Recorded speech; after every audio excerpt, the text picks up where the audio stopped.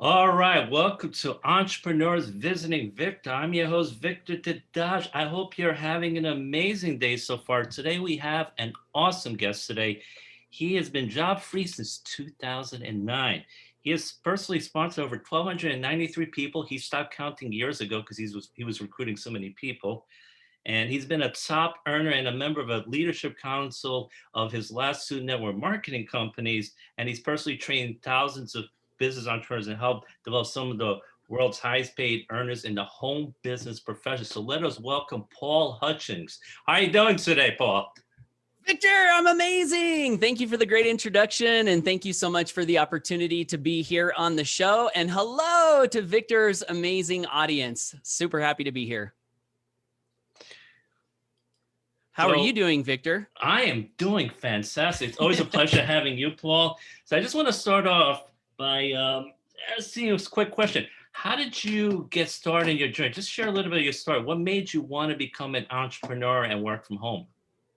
Yeah, thank you for the question. So I was raised like a lot of people are raised with the idea that the way to be successful and happy in life is to go to school, get good grades, graduate with a degree, get a good job, and conquer the world. That's what my elementary school teachers all taught me. And so I followed that path. I went to college, I got a degree in business administration, and I got out of that education thinking that I was going to conquer the world. And I was so shocked and disappointed somewhat to find that the best that I could do with that bachelor's in business administration was a job in a call center making $11.09 an hour. I was really blown away by that because the college recruiters, they told me, hey, when you graduate from our program, you'll be making 40 to 60 grand a year.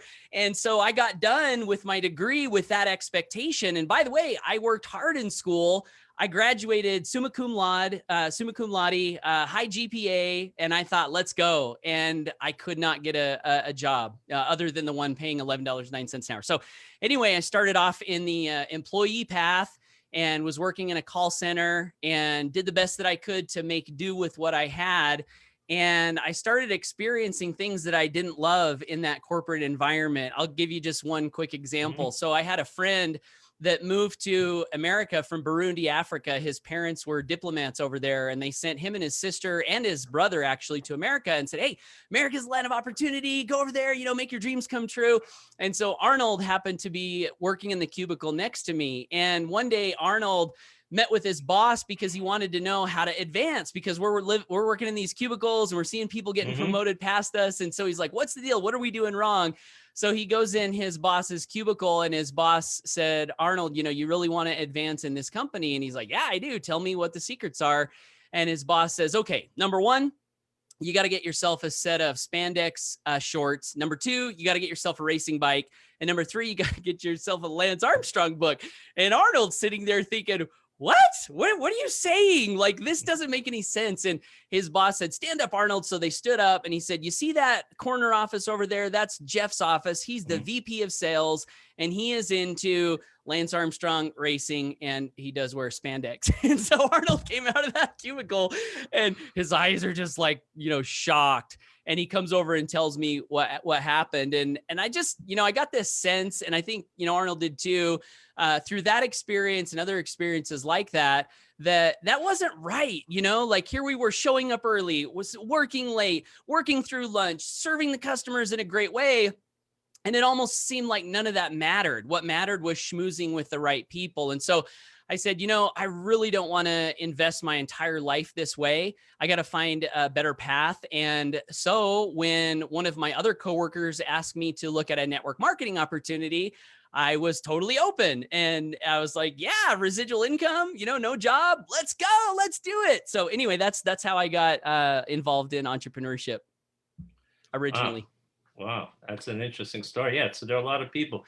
You thought the way to do it was go through college, get into a corporate environment. You thought you were going to be set for life, and you found out you weren't going to make as much money as you wanted to. And then you found out you had to act a certain way. You thought just working hard, just doing all the right things would get you promoted, but you found out you had to do these extra things that really had nothing to do with the job. So that's right. It seems it happens to a lot of people. They go in these expectations, then they find out a lot of times it's a lot of times it's just talking to the right people, being friends with the right people instead of doing the hard work. And that could be so deflating and can really be, it really gets rid of all your inspiration. So that's why I guess the person, your friend that talked to you, got you at the right time when you were open to these opportunities because you were not happy with what you were doing. And then yeah, network marketing residual. This sounds good. So tell us about the beginning of your network marketing journey. How did it start off? So I remember my very first meeting here in my hometown of Blackfoot, Idaho, and my wife was pregnant with our first son. Mhm, And this meeting was in this old abandoned warehouse, and there were metal chairs, and there was a guy at the front of the room with a whiteboard. And what I remember from that meeting was him saying that within the next 90 days, we could be making $40,000 a month. Now, it's not a guarantee of income. Please don't take that as a guarantee of income, guys. But that excited me. And I thought, mhm, whoa, who would not want to do this, you know? And so mhm, I was all in. And what ended up happening was I did everything they told me to do. And I went an entire year and made not even one penny my entire year. And so that was my first year. And I made lists. I went door to, I mhm, talked to my friend Arnold that I mentioned earlier. I said, hey, let's go door to door and see if we can get some people interested in this business. And so we drove to one of the streets here in my hometown, knocking on doors. We got verbally beat down by some people, because we were coming to their houses. And so that first year was not great as far as income was concerned. However, that first year, I learned some things that I think were crucial to my overall journey. And I'll give you a couple examples. The company that we had joined had a recommended reading list. And up to that point in my life, I guess I kind of felt like my education was done with college and I mhm, wasn't in the habit of reading. But this company had this list, Think and Grow Rich, Rich Dad, mhm, Poor Dad, Man's Search for Meaning, Psycho-Cybernetics. mhm, And I remember starting to read those books and just feeling like my mind was just opening up. And I mhm, fell in love with that. I fell in love with new ideas. I fell in love with learning and growing. And so, even though I didn't make any money that first year in network marketing, I had started the path to growth. And I like to think that, we're all seeds and we have a gestation period. And so it's easy to look at the outside of someone or a business and say, hey, we're not making a ton of money. We're not producing results and say, this isn't worth it. But we got to look at all the things that are happening on the inside. And that absolutely was, part of my story. And so after that first year, I sort of bounced around from company to company to company. Went the next 4 or 5 years, did a little better, but not much, made a few $100s here and there, got up to one company where I was making $1,000 a month in income. And at that point I told my wife, I said, hey, let's quit the job because we got $1,000 a month residual coming in. Maybe if we quit the job and go full time, we can really grow this. And so my wife, she's always been so supportive of me. I mhm, love you, honey. And she said, we've got some savings. Let's go ahead and do it. Let's quit the job. And so I quit my job making $1,000 a month. And then what happened after that is my income actually went down after I went full time. It went down to like $300 a month. And part of that was because the company did something that I view as unethical. They took part of my downline and just moved it somewhere else. And so that mhm, that was that was kind of tough. But Napoleon Hill says in every apparent setback lies the seed of an equal or greater mhm, advantage. And I found that to be true over all of my business journey, and in every story experience where something felt like it was the end of the world. My heart was crushed. I'm down on the ground praying to God. And there have been literal times like that.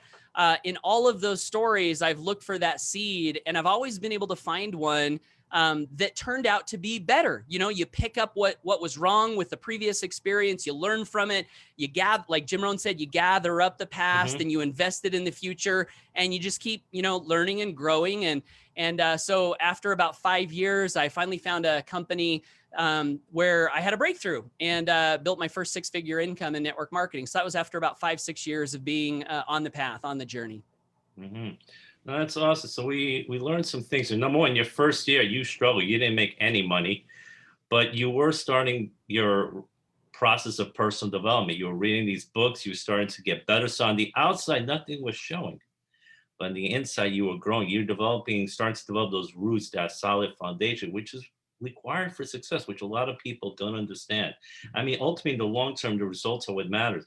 But a lot of times, you're not going to see them in the beginning. So, but you were building that process, that foundation deep inside you, and you never gave up. You did not give up 3 feet from the goal. It took you about 5 or 6 years, and you went through some ups and downs. Every year you got a little bit better. You start making a little more money. Then you were making $1,000 a month residual income. Then you said to your wife, let's do this full time, and you did that full time. And then your income initially went down a little bit because it took away part of your downline. And again, entrepreneurs are going to deal with obstacles. They're going to deal with struggles. These things happen. Sometimes you did not foresee this happening. A lot of times we can't foresee these things happening. But then you looked at what Napoleon Hill said: in every adversity, there's the seed of an equal or greater benefit. And eventually, you did not give up. You worked it. You keep pursuing your dreams. You went to several different companies, but eventually you found one. You became a six-figure earner. It took you 5 or 6 years. So here's the thing: you didn't give up. You were always growing. You were developing yourself. And because you were patient enough to not give up on your dreams, after a while, it took some time, but you reached those dreams. You were doing 6 figures, but it took 5 or 6 years. A lot of people expect it in 1 or 2 weeks, and they give up when they don't get success. But it takes some time. So I'm glad you shared that journey. So could you talk a little bit more about the importance of personal development and not giving up if you really want to pursue your dreams, and realize you need to be patient enough, like you did, because you were patient enough, you didn't give up, and you had that success because you never gave up. Yeah, absolutely. So let me share just a few more things that happened on my journey that kind of Mhm. illustrate this persistence factor. It's the most important thing you can have as an entrepreneur is the willingness to never give up, no matter what Mhm. obstacles come. You got to overcome them. One of my good friends, Patrick Action Jackson, who was a former NFL pro football player, he said the ground is no place for a champion. You get knocked down. What happens? Do you lay there, sweaty, bloody, bleeding, and just say, oh, I'm down for the count? He's like, no, you get up and you keep swinging, right? You got to have that spirit because, like you said, Victor, things happen that could take you down for the count. So I mentioned my first year, I didn't make any money. Next 4 years, not much better, a few $100s here and there. That first 6-figure income I told you about. So our downline was exploding. We were growing like crazy. We were telling our teams, like, this is the one. We found it. Yes, yes, yes. And then one day the company owner says, hey, we're going to have a conference call this Saturday. It's like, oh, goody. We like conference calls. What's going to be the announcement? So we get on this conference call and the company owner says, the company's not growing as fast as we'd like it to. So we're going to make a change. And here's what we're going to do. We're going to launch a sister company. Now, keep in mind, we were marketing nutritional products at the time. So the sister company is a fuel additive company. And he's like, it's going to be great. We're all going to be in 2 product lines and we're all going to have 2 compensation plans and it's going to be awesome. And I'm kind of scratching my head thinking, I don't know, this kind of seems confusing. Like, how's this going to play out? And so they made that change. And what happened was, we tried to be supportive, right? As leaders, we're like, okay, let's trust the company. But what ended up happening was my income and my volume growth started sinking like the Titanic. And there was nothing I could do to stop it. And that sent me into a really sad Mhm. depression, actually. Honestly, it was Uh, going into Christmas one year. This was back in 2011. And I had to look back over my journey and I'm like, wow, a year of no money, 4 or 5 more years of not much better. I quit my job. Finally, I get the holy grail of I'm making the money that I want to make. And then the company does this. Wow, like, is there even hope on this path? Is this always going to happen? mhm. And I found a way to, gather up my spiritual Mhm. strength and keep going. And I did find another seed in that. We found another company. I think whereas you and I might have actually met in this next company. But in Mhm. this next company, I had the biggest financial success I'd have ever had. And lo and behold, similar things started to happen. So the company one day says, hey, we're going to launch a sister line of products with a sister back office. And to make matters worse, this same company, they said, and here's a good idea. We know you guys all love residual income and you're building residual income. we're going to make it so in order for you to get your residual income, you have to sponsor 4 customers every month. Doesn't that sound like a great idea? And we're like, no, that sounds terrible. That is not residual income. So that company, kind of did the thing. And I saw that income, which was a nice big income, crash down to nothing, right? What do you do in those situations? Do you give up? Do you quit? It's tempting. I'll tell you, after that happened, it was really tempting. In fact, let me tell you one more story. There was another company that I was involved in where I built up a $3,000 monthly income. And the company owner told everyone, hey, if you guys work really hard and you qualify for this promotion, we're going to grandfather you into triple the residuals for life. And so we did. We worked hard. We hit the rank. And 1 month later, after that, he's on a conference call. I'm driving to Salt Lake City to go to an internet marketing event. And he's like, hey, you know that triple the residual thing we told you guys about? And we're like, yeah, that's awesome. He's like, yeah, we're not going to be able to do that. Hope to see you at the next event. Click. And in one phone call, wiped out 2/3 of our income, right? So all these things happen. Clear up to that last one that I told you about, the one where you and I were together, Victor. And I came to a point where I was talking to my business partner, Mike, and we said to ourselves, if this is going to be the story, I don't know if we can, in good conscience, continue to do what we're doing, which is telling people that, hey, you can build a residual income, because so far it has not panned out, because residual income is only residual if it stays and pays, right? And it wasn't panning out. And so my business partner, Mike, and I, we actually thought about just getting out altogether. We said, we just don't feel good about this, because if you can't tell people something and then have it actually play out, eventually your conscience just eats away at you, and you can't do that. And so we thought about leaving. We thought about, doing the best that we could to find a company that we could trust and, join, which, by the way, I think this is a big takeaway for anybody who's building any sort of a network marketing or affiliate marketing or, anything like that. It is crucial that you find something that you can count on long-term if you want residual income. And here's a sad truth is most of the companies that start up in this realm of network marketing, internet marketing type stuff, most of them go out of business relatively quickly. So be aware of that. And if your long-term goal is residual income, do whatever work you need to do to find a vehicle, to find a leadership team that you can trust, who will, number one, stay in business long-term, but then number two, that you can trust is not going to monkey with the comp plan or run shenanigans behind the scenes to move money around from this group of people to this group of people. It's really, really, really important. And so anyway, my business partner, Mike, and I, we said, we're either going to get out of this thing, find a company we can trust and believe in, which there are companies out there. There are great companies out there. But for us, we said, hey, let's start something that we can believe in, and let's do the best that we can to be the change we wish to see in the world. But the lesson is, do you quit? Do you ever quit? No, even if your company burns to the ground, even if they jack around your commissions, even if this, even if that, even if this, if your vision is strong and you truly want to help people and make an impact, you got to do whatever it takes. And in our case, we had to build product lines. We had to build a comp plan. We'd done none of this stuff ever before, but we jumped and we built our wings on the way down. And so far it's been working out really, really well. So persistence, number one quality that any entrepreneur can have. You got to have it because you're going to need it. You will need it on this journey. No, I totally agree. Persistence is so key. You just don't know what kind of obstacles you're going to come across. As you've shared in your story, you came across a whole bunch of them. And it's that stick-to-itiveness, that I will not give up. I will not quit no matter what happens to me.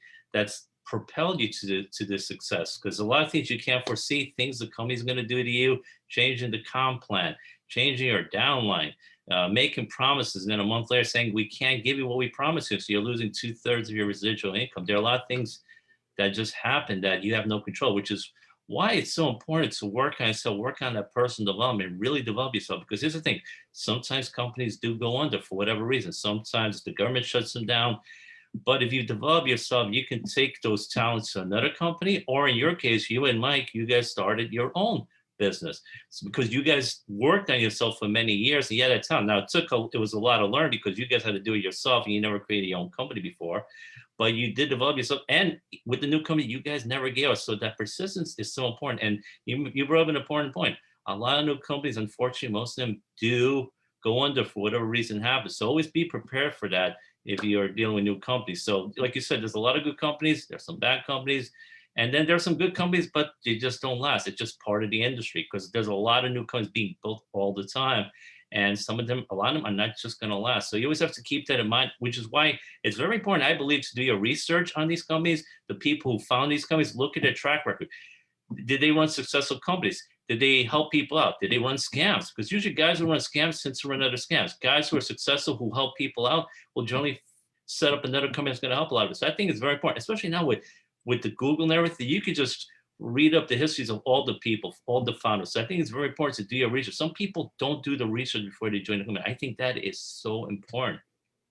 And you want to say something, Paul? Yeah, you remind me something a mentor told me one time. The greatest indicator of the future is the past. So just what you said, you can look at someone's track record and kind of accurately gauge what's going to happen in the future. So take the time to do that for sure. No, absolutely. So that's very important. You got to see where these guys been and where they've been before. They're probably going to be like that in the future. So that's very important. So the last 5 or 6 years, I guess, Mike been doing this business, creating all that stuff. Just take us through that journey, because sometimes some people may want to create their own business. They may want to create their own company. And just what are some of the things you guys have utilized to make this successful based on, I'm sure a lot of what you guys did is based on your past experiences for what you've been through in the industry. So you want to just share some of that with us? Yeah, absolutely. So number one, I think the most important thing in starting anything really is to have a strong vision.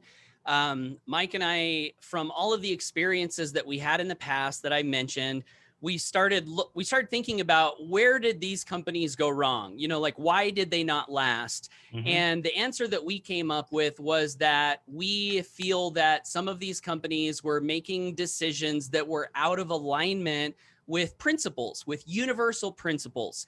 And so when we started our company, we said our vision is going to be freedom through principle-centered leadership. So we want to do whatever we can to help to inspire freedom, to empower freedom, to create products and a comp plan that fosters freedom.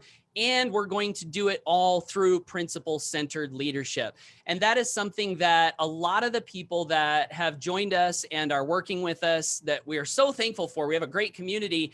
That is one of the things that they really resonate with, that we strive to be in alignment with principles. And another thing, when we started our company, so we actually were top leaders in another company and we went to an event and we knew we were going to leave. And the reason we went to the event was because we had our team members going and we wanted to tell our mentor, thank you. And we love you and, goodbye. We wanted to do that in person. And so we went to this event. And one of the things that we struggled with internally was, do we tell all of our team who just showed up to this event, they're all excited, do we get them in a room and say, hey, here's the new vision, we're going over here? And we decided that we weren't going to do that. So we actually did not, mass recruit our team. We just let them be where they were, excited about what they were excited about. And we just went off and, did what we were doing. That being said, when we launched our company, we did invite, our email lists. And when we got on that first webinar, we did not even have a product. Now, if there's any FTC regulators watching this, maybe that's not a good thing. No, what we did is we had a vision for a product. So we got everyone on a webinar. We showed them the outline of the back office and what the vision was behind it. And we had people believe us and trust us and join. And so we quickly, built out the product, and now we have multiple products. But I think it's a good lesson in that, number one, have a vision. Number two, people buy into your vision. And number three, sometimes you do have to just start taking action before you have everything figured out. And I think that's one thing that's really characterized our company over the years is we felt like we've always wanted to do the right thing, even though we may not know how to piece everything together. We've had faith that our vision was worth figuring out how to piece everything together. And over the years, it really has just fallen into place where we've learned the things we needed to learn. We found the systems we needed to find. We've attracted, great people. Yeah, I would say those are the most important lessons. Yeah. All right, that's some great stuff there. No, I like the idea of principle-centered leadership. So if you want to create your own company, you got to have that principle-centered leadership and have that vision and have people buy into that vision. And at the beginning, you won't have it all figured out. So take action. Unfortunately, that's what stops a lot of entrepreneurs. They don't take action. They say to themselves, once I figure out everything, then I will take action. The problem is it may take you years and you might see 5 or 10 years pass you by and you still haven't taken action. You're trying to figure it all out. Here's the thing. You take action, you will figure things out. You're going to make some mistakes. You will make some adjustment. You'll make some tweaks. But that's how you get better is by taking the action. That's what people have to realize. It's okay to make mistakes. It's better to have version 1.0, something that's not perfect, than version 0.0 that you're trying to get perfect. Like you write a book, you get it out, you can always have a second edition the following year when you want to make some updates to the book. Same thing with your programs or your company. You get it out, you're giving value to people, you're inspiring them, you're helping them out. You can always make adjustments to the program, which is what I guess you and Mike did over the course of the years. You realize it wasn't perfect, but you got it out, you help people out, you taught them how to have a better life, and you made adjustments and tweaks along the way. So I really think that's a very important point. Just take the action. You will figure things out because you don't know until you start trying it. Can I say one thing on that? That's such a good thought. And there's just one thing I want to say is that I'm a huge fan of personal development. It's changed my life. I read every day, have done for many years. I think that if you can learn a lesson from someone else and not have to make the mistake they made, that's good. And that's better than having to make it on your own. That being said, a lot of times the best, most relevant lessons will be the ones you learn from the action that you're taking, because you can be a student of your own life. You can be a student of your own actions, and you will learn things that you might never have learned in a book, or it might take you 10 or 15 years to learn in a book. So I would love to encourage people to do both, definitely read, but also be taking massive action and learning from your own actions. And you'll get really great feedback and insights that you might not otherwise get. No, I agree. Both ways are very important because sometimes you just got to do it. Theory can only carry you so far. Sometimes you need to talk to people. You need to build relationships, stuff like that. That's the only way you're going to learn. Other times, you can learn from a book or you have a mentor. I think that's why mentors are so important because they can help you cut down on some of the mistakes that you don't have to do. They'll tell you, don't do this, so you don't waste your time doing those things. But sometimes the best way to learn is to do it yourself. So I agree. Those are two important keys to remember. Some you can learn on your own, and you should learn on your own, but others you can just learn from other people or from books, and this way you can avoid making those mistakes. So another question I want to ask is, since you've gone through this process, through many years, you had your ups and your downs, you had your struggles at the beginning, you didn't give up, you persisted. For someone getting into the industry, say someone wants to be a network marketer, they're getting started, what would you recommend to them that they should do getting started and what to expect? So, because I think sometimes people get into this industry, they have an unrealistic expectation of what's going to happen in network marketing. Yeah, I think the greatest way to frame a good expectation is a quote from Anthony Robbins that I found to be 100% true in my own life. And that is this: most people totally overestimate what they can do in a year and underestimate what they can do in 10.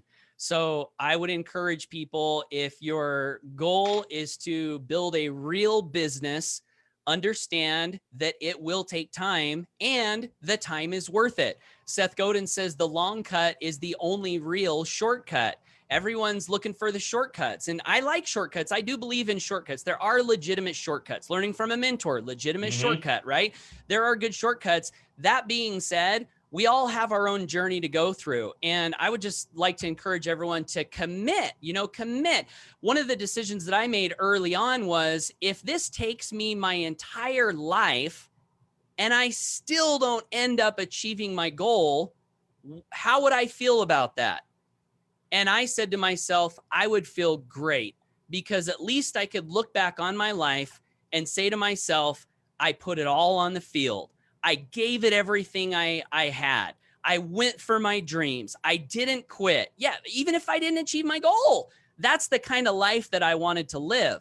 And so I think that commitment right off the right at the very beginning, that your freedom is a worthy goal, no matter how long it takes. And then just make that commitment to stay in the game and don't be in and out and in and out and in and out. Because here's what happens, I've noticed, is people will get in and then they'll get out, and then they'll come back, and then they'll get out, and then they always come back, right? Why? Because dreams resonate with our soul. Like, fulfilling our potential, that resonates with our soul. The being around positive people, uplifting people who want to do something great with their lives and make the world a better place.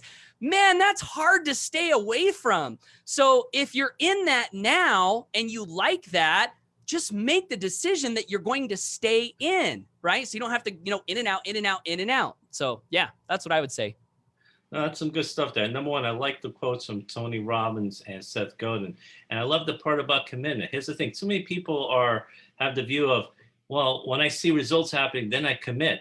It's got to be the other way around. You need to commit first, and then eventually you get those results. And, commit, because you don't have those regrets at the end of your life, like you were talking about. Like, Jim Rohn said, the pain of discipline weighs ounces, while the pain of regret will weigh tons. Because a lot of people will have those regrets at the end of their lives. They're saying, I wish I had done this. I wish I had done that. I wish I had not given up. But if you fully committed, if you did not achieve every single thing that you wanted, but at least you tried it. You did it. You gave it your all. And you should be proud of yourself for doing that. So I think that's very important. And also, a lot of people, they just want those quick results. They want that instant gratification. And someone interviewed me a few weeks ago, she pointed out that anything that's great takes time. A baby takes 9 months to develop. Flowers, plants, you plant them. Fruit, anything you plant, it's going to take a while to cultivate before you can harvest. You don't just plant it and then it comes up the next day. It'll take many months of cultivating and taking care of and nurturing. The bamboo tree takes 5 years of watering and nurturing before it grows 90 feet in its fifth year. So I think a lot of people need to remember, anything that's really great that you really want to happen is going to take some time. And unfortunately, everyone wants it to happen yesterday, and they're so impatient. That's, I think, one of the reasons why they give up. And they have to have that long-term plan, which is you were thinking about. It's really the shortest term when you have that long-term vision, that long-term plan, because that's when you get the most done. So I thought that was some great points you brought up, Paul, about that. Likewise, Victor. Appreciate that. There's another quote that I'll throw out from one of my friends, Super Duper Stan. He said, I'd rather die with the integrity of having fought for my dreams than live with the disgrace of looking in the mirror at a quitter. And that's always inspired me, kind of along those same lines. I love that quote. That's a great quote to share with everyone. Now, as we're getting toward the end, do you have any other last minute tips for people who want to be successful as an entrepreneur, as a network marketer, other things they can do to ensure in the long run they will be successful at this? Yeah, I would say, number one, it takes what it takes. And the reason I say that is because sometimes I connect with people and they're like, well, I don't want to do this and I don't want to do that. And that's okay. Like we all have our agency, and I respect that. And if there's something that you don't want to do and you can find a way to be successful in another way, bless you. I support that. I love it. Right. But don't let, I don't want to do that, prevent you from having success. Because if I don't want to do that is preventing you from achieving your goals and dreams, then it is not a good thing, right? It's not a good thing. So be willing to do, it takes what it takes, right? My philosophy is whatever it takes. Some time ago, people, on this journey, as you know, Victor, people say, what do you do for a living? It's such a weird question for those of us who are in this space because we don't quite know how to answer it. And I remember thinking to myself, I'm just going to start telling people whatever it takes. What do you do for a living? Whatever it takes. If that's flipping houses, if that's buying rental properties, if that's building a network marketing business, if that's building a affiliate marketing business, that's building whatever it takes. That's my philosophy, right? Do what it takes. And specifically for people in network marketing and affiliate marketing, I would highlight that relationships absolutely are important. A lot of people want to skip over relationships. They want to skip over people. They want to drive massive traffic and get autopilot conversions. And if you can do that, awesome, bless you. But what I found is that connecting with people is really important for long-term success. And also, this is just my philosophy, in connecting with people, you get paid in ways that money can't pay you. And the best way to frame this is with another quote from Napoleon Hill, who said, "If money is all you have in your paycheck at the end of the week, you've been grossly underpaid." So I find great value in connecting with people, lifting people, building relationships. I really, really enjoy that. And if you're just getting started, from a tactical standpoint, I think one of the easiest ways you can start a business is to, don't worry, I'm not going to say make a list of everyone you know, right? But I am going to say that list is already made and it's on Facebook. And I'm not going to say invite all of them, but what I would recommend is go through your friends list and figure out, hey, do I have to invite Aunt Bertha? No, you don't have to invite Aunt Bertha if you don't want to invite Aunt Bertha. But odds are there are some people in your friends list that maybe could use an invitation from you to look at what you're doing. And I would encourage you to do that, get started with that, because that skill is going to benefit you over time. I learned things when I first invited in that first network marketing business that I still use today. So, yeah. No, I agree. Relationships are so important. Talking to people, inviting people, and I like what you said. Building these friendships and relationships, you also get paid in many other ways besides money, which is really fulfilling and enriching. So I love that point that you brought up. And you really need to talk to people. It is so crucial in this business, because what is network marketing? It's network marketing. You got to network with people, talk to people. And great things happen when you build these relationships. Like you said, there's so many different ways you get paid, not just financially. So many things you get from other people. They introduce you to other people. You develop these great concepts to them, and you inspire so many other people. You can change so many people's lives, but you also meet a lot of people who help change your life for the better. So I see it as a win-win situation on both ends. You have people helping you out, you're helping people out, and your life is much fuller and richer as a result of that. So I thank you for sharing that part about building relationships, and just talk to me. You just never know who might be open to what you have to share. So yeah, and like you said, you have to talk to everyone on your Facebook list. If you have a certain aunt or uncle or cousin you don't want to talk to, you don't have to. You're not required to talk to every single person living on this earth. Yep. I mean, how did this interview come about? I sent you an invitation and you was like, no, I'm not open, but would you be on my show? And this is a great thing. I'm thankful for this. Yeah. Thank you, Victor. This has been really fun, to hang out. So yeah, good things come. Good things come. Absolutely. And listen, it's been a great pleasure having you, Paul. I mean, it's always good talking to you, catching up with you. And I just love all the great wisdom you share with us. You definitely, gave us a lot of your knowledge. I know the audience got a lot out of all the great things you had to share. So I really appreciate your taking time on your busy schedule to be on today. So it was such a pleasure having you on. So I want to say thank you for being on today, Paul. It's all my pleasure. Thank you, Victor. It's been a lot of fun. And thanks to everyone who tuned in and listened in. Appreciate you. And just want to encourage you to always go for your dreams. It's worth it. It's worth it to stay in the game and keep fighting for, that life that you see is in front of you that you want. Okay. Amen to that. And before we let you go, Paul, if people want to contact you, what is the best way for them to reach out to you? Probably Facebook Messenger. The Facebook Messenger. They can also go to my blog at paulhutchings.net. I've got my contact information there.